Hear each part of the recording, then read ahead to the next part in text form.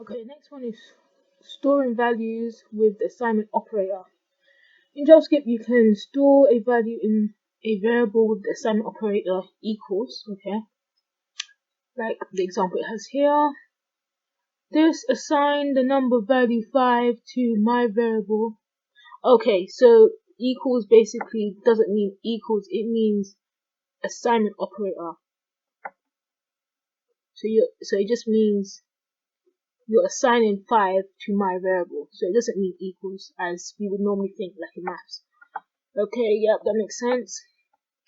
If there are any calculations to the right of the equals operator, those are performed before the values assigned to the variable on the left. So variables on the right are performed, no, on the right, which is that side. So 5 will be performed before my variable.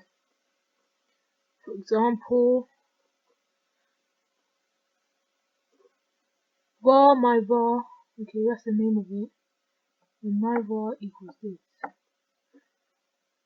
First, the code creates a variable named myvar, then the code assigns 5 to it.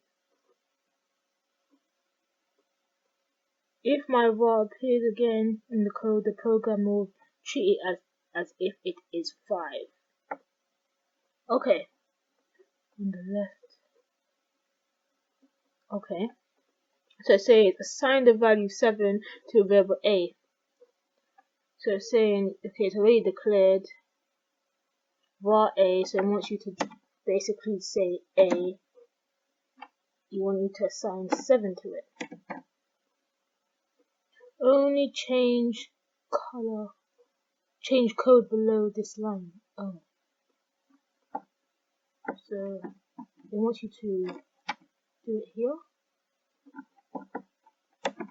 I'm assuming, maybe. Let's just run test and see. Yep.